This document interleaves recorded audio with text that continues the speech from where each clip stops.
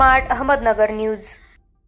सद्यस्थितीत नगर शहरातील पोलीस प्रशासनाच्या कामकाजाबाबत अनेक गंभीर तक्रारी प्राप्त होत असून काही पोलीस अधिकारी राजकीय दबावाखाली कार्य करत असल्याचे स्पष्टपणे दिसत आहे।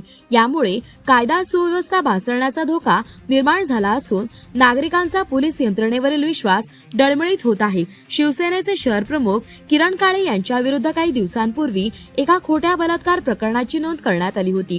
याच पद्धतीने आता दिवंगत माजी मंत्री व शिवसेना उपनेते अनिल भैया राठोड यांचे सुपुत्र विक्रम राठोड यांच्यावर देखील कोणतीही प्राथमिक चौकशी न करता अॅट्रॉसिटीचा गुन्हा नोंदवण्यात आला आहे। हे प्रकरण अत्यंत संशयास्पद असून सदर घटनेतील फिर्यादी हा राजकीय पाठबळ असलेल्या गटाशी संबंधित असल्याची माहिती आहे। याच व्यक्तीने शहरातील सुभाष चौक येथे जाणीवपूर्वक गोंधळ निर्माण केला होता।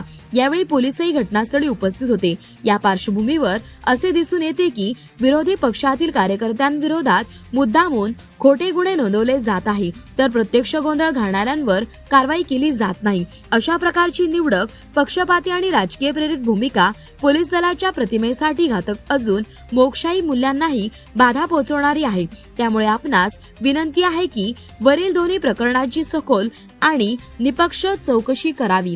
संबंधित प्रकरणातील संपूर्ण अहवाल मान्यवर गृह विभागात सादर करावा। खोटे गुन्हे नोंदवण्यास जबाबदार असलेल्या अधिकाऱ्यांवर योग्य ती शिस्तभंगात्मक कारवाई व्हावी।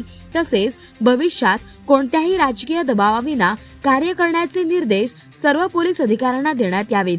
पोलीस प्रशासनाने कायदा व सुव्यवस्थेचे रक्षण करणे अपेक्षित असते, परंतु जर पोलीस दत्तभक्षीय आणि अन्यायकारक भूमिकेत आढळले तर त्याचा परिणाम पेठ जनतेच्या सुरक्षेवर व लोकशाही यंत्रणेवर होतो। आपण या गंभीर प्रकरणात तातडीने योग्य ती कारवाई कराल अशी अपेक्षा आहे।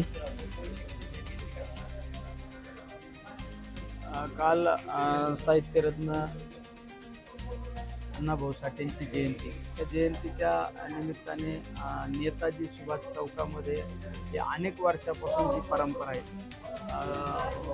माजी आमदार कैलासवासी अनिल भैया राठोड आमपासून जी परंपरा आहे, त्या चौकातून जाणाऱ्या प्रत्येक मिरवणुकीचं स्वागत त्या ठिकाणी केलं जात असतं। त्याच पद्धतीने काल त्यांचे चिरंजीव शिवसेनेचे राज्याचे युवकांचे नेते विक्रम राठोड यांनी सुद्धा त्या परंपरेनुसार प्रत्येकाचा मिरवणुकीचं स्वागत करण्याचं काम चालू असताना ठिकाणी चौकात आल्यानंतर काही राजकीय नेते मंडळीचं गाणं त्या एका डीजे समोर लावलं असताना त्यांनी त्या डीजेवाल्याला सांगण्याचा प्रयत्न केला की या ठिकाणी अण्णाभाऊ साठेंचं गाणं वाजलं पाहिजे, ते सगळ्यात महत्त्वाचं आहे। की तुम्ही राजकीय नेत्याचं गाणं वाजू नका।